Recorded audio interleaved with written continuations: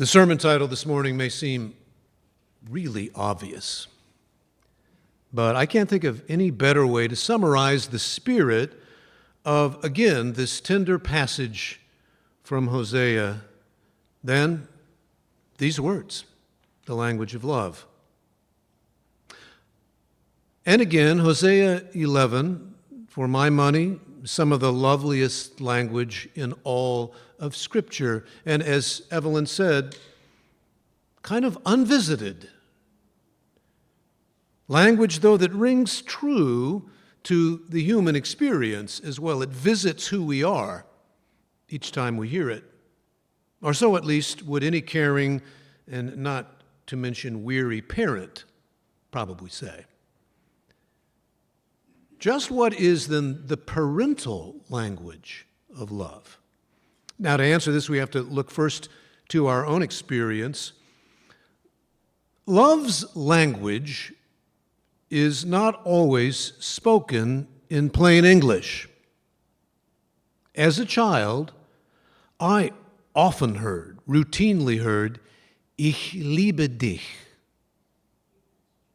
in which I responded, "Ich liebe dich auch." The language was German. The speaker was my dad, my father. "I love you," he said. It is no surprise to me that of all the German he knew, and he knew German, that my dad chose that little phrase to teach us. And love's language can be nonverbal as well, and sometimes counterintuitive. As, for instance, when I got spanked by my father, which actually happened more often than you probably would expect. Knowing me as you do, that must be a shock to you. But let's not revisit here the merits or demerits of spanking, except my advice, don't do that. Oddly, though, of all the things those spankings communicated, and believe me, they communicated, the one that stays with me still the most is love.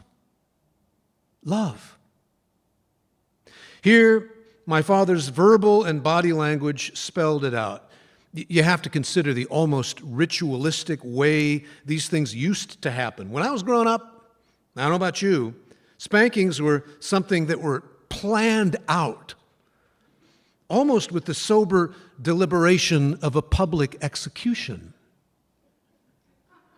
We had the box. It was in our bedroom, my brother and I, right next to our bunk beds, which was a square trunk full of winter clothes and mothballs that my mother got into once a year at just about this time. Dad would sit on the box and have us lie bottoms up across his lap on a fortunate day with our pants still up.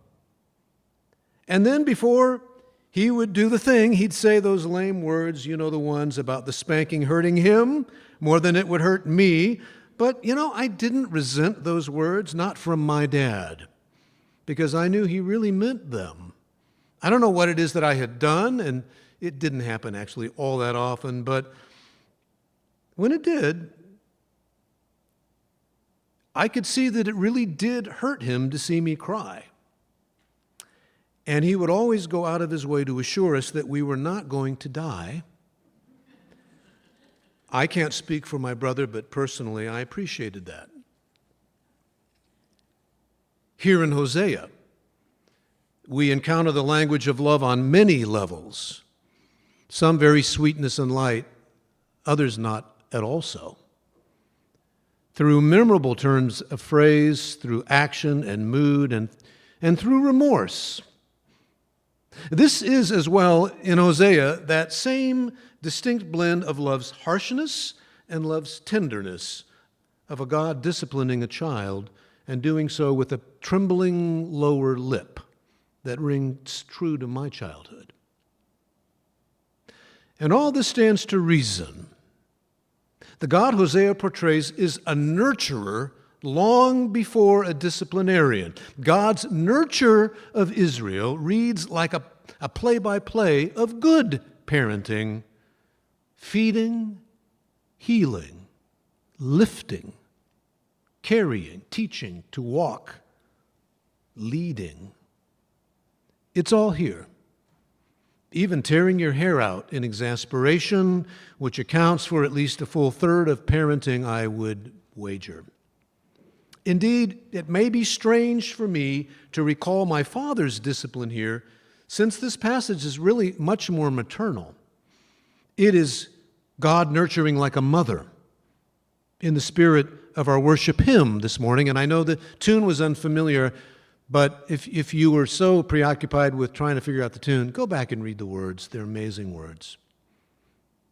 And I'm thankful such distinctions have blurred somewhat in our day, that gender-based roles in parenting are less stereotypical, even if some would like desperately to unwind that clock. At any rate, here in Hosea 11, God is calling Israel to remember these graces of nurture. For as we're told, child Israel seems to have suffered some amnesia about them. And God is not happy about that, something a parent can also understand. There was no video recorder in the ancient world. Just a few months ago, Donna and I had some old VHS recordings of our kids digitized. It seemed a necessity, for one thing, because VHS tapes, not to mention recorders, they don't last forever.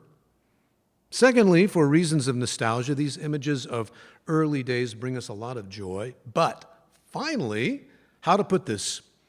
For the evidence. That's right. We want our kids to remember everything fun and good that we let them do, that we did with them, and all the times we caught them smiling on tape and laughing and generally enjoying themselves. Proof that they truly enjoyed childhood and that we weren't especially terrible parents, at least. Our children can dwell on our parental failings if they wish, that's fair, but the camera doesn't lie. Now, the chief evidence of God's nurture of Israel was the land itself.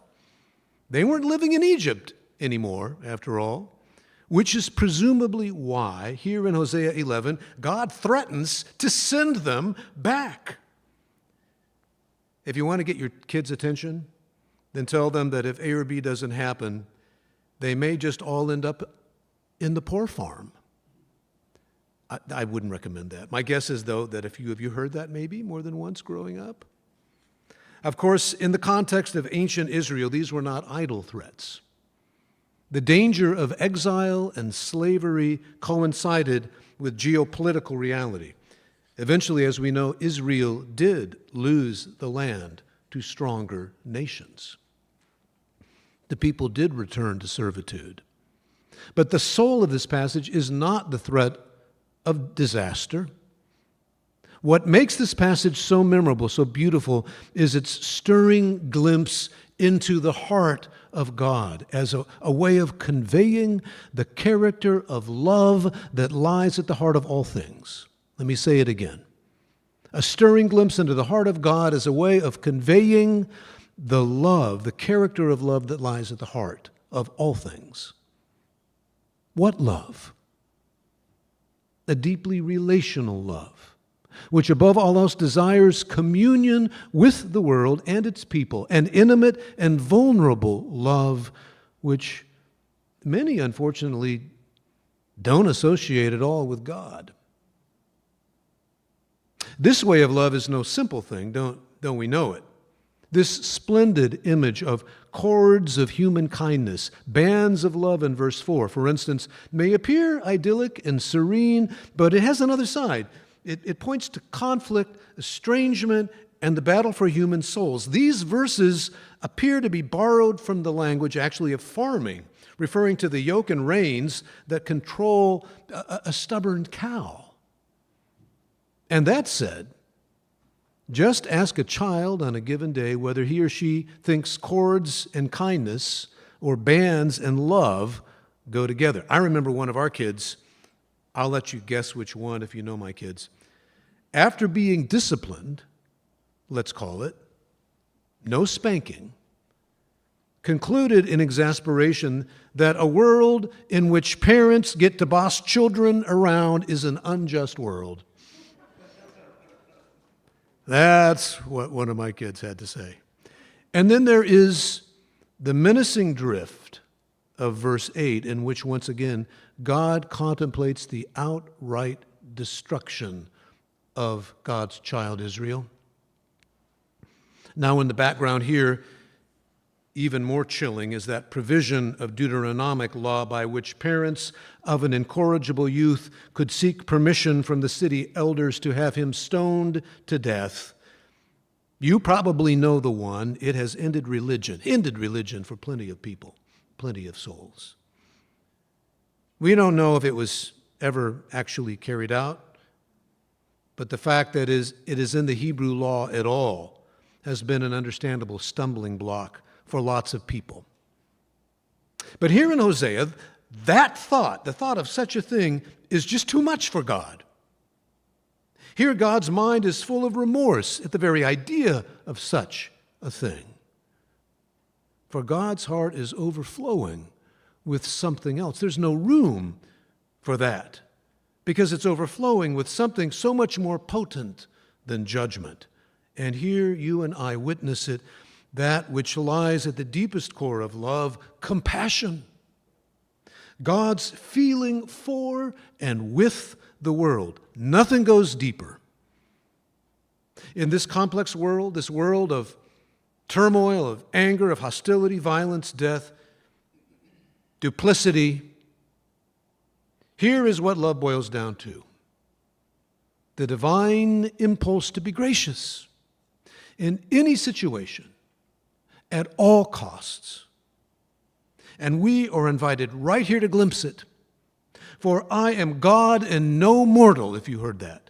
I am God and no mortal, the Holy One in your midst, and I will not come in wrath. Still, this is also where we get mixed up. Sometimes we get in trouble. For while this passage contrasts God with human beings, that God is more compassionate than we are, often willing or able to be, Christian faith's message to the world often remains the opposite, peddling a God of wrath, which few of us would wish on our enemies, much less on our own children. It is this harsh view of God that still gets a lot of airtime. Don't we know it? It gets airtime in Sunday school classes, from pulpits, from the airwaves themselves, in the media. God's capacity for wrath, usually to be meted out on not our people, but on the other, is portrayed as surpassing anything human beings could ever manage. Good on God? And this is the language about God intended to convince us to offer our hearts to God? Here's why being clear about our own language of love is so important. God's compassionate love. This must be the essence of our verbal language, our body language, the language of our daily lives. And we must do so with everything we've got while we've got it, or we won't have it for long. Now, of course, our children have long since grown up. And now we have grandson Jasper Finn. We're moving on to the next generation, and of course, we're hoping for more. Here is finally why we raise children in this world: that they might grow up and grow forth to make their contribution to its beauty and goodness, even though, and especially because, this world is not always beautiful or good when they find it, but rather filled with too much hate, too much harm. But if you and I continue to teach our children this basic language, this language of love rooted in graciousness and compassion, traceable to the one God of our faith, of all love, then our children are going to be all right, and more than all right. And so will the world. They will find their way, even now. They will learn to offer the mature nurture that they have received, and their lives will speak with power the one great universal language, the language of love. Amen.